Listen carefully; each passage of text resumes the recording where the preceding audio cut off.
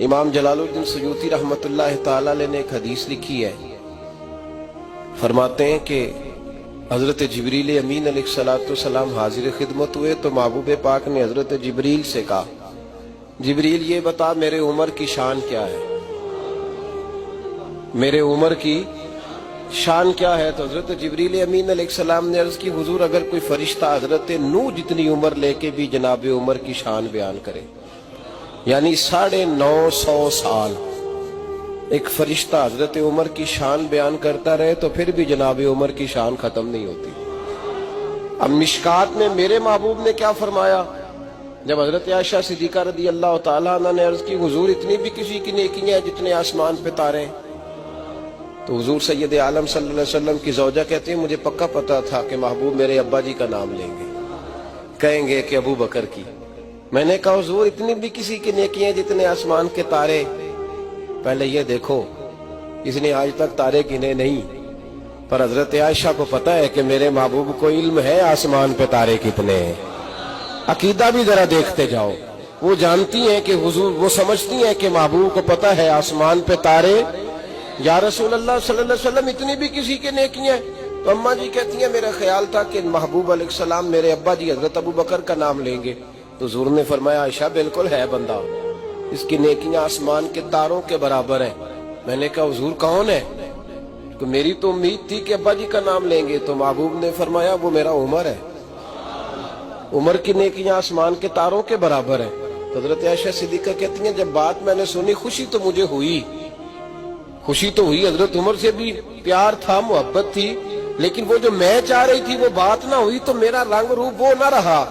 تو محبوب مسکرائے، فرمایا تو سوچ رہی تھی کہ میں ابو بکر کا نام لوں گا، تو یہ سوچ رہی تھی؟ بے خبر ہو جو غلاموں سے وہ آقا کیا ہے، یہ سوچ رہی تھی؟ کہا حضور ہاں۔ تو محبوب نے مسکرا کے فرمایا، عائشہ جتنے آسمان پہ تارے ہیں اتنی عمر کی نیکیاں ہیں، اتنی عمر کی نیکیاں ہیں۔ اور فرمایا عمر تو ابو بکر کی نیکیوں میں سے ایک نیکی کا نام ہے، عمر ابو بکر کی نیکیوں میں سے۔ مولا رومی نے لفظ لکھے ہیں، مجھے جناب ابو بکر صدیق رضی اللہ تعالیٰ عنہ کا عنوان ہو اور حضرت عمر کی بات ہو اور جناب عثمان کی بات ہو، حضرت علی کی بات ہو، تو یوں لگتا ہے جیسے روح پرواز کر رہی ہے۔ یہ لوگ جو تھے نا، ان کی باتیں روح کو پرواز دیتی ہیں۔ لیکن حضرت ابو بکر کے حوالے سے یہ بات جب میں پڑھتا ہوں نا، صوفیاء اس کو بڑی اہمیت دیتے ہیں۔ حضرت رومی کہتے ہیں ایک دن جناب عمر فاروق جناب ابو بکر صدیق کی خدمت میں حاضر ہوئے، کہنے لگے امیر المومنین آپ امیر بھی ہیں اور میرے ویر بھی ہیں، دوست بھی ہیں اور بھائی بھی ہیں، ایک چیز مانگنے کو دل کرتا ہے۔ تو حضرت سیدنا ابو بکر صدیق رضی اللہ تعالیٰ عنہ نے فرمایا چل عمر مانگ لے، میں حاضر ہوں، مانگو۔ تو عرض کرنے لگے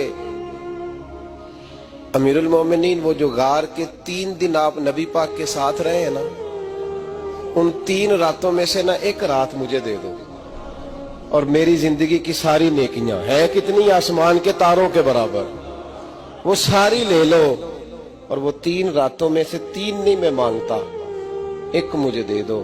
جناب صدیق اکبر رو پڑے، کہنے لگے عمر تو جان مانگ حاضر ہے، تو نے تو میری کل کمائی مانگ لی ہے، میرے پاس تو وہ کمائی ہے۔ بٹھا کے اپنے محبوب کو اپنے پہلو میں، جو لوگ کچھ نہیں کرتے وہ بھی کمال کرتے ہیں، فرمایا تو نے کمائی مانگ لی ساری بھائی۔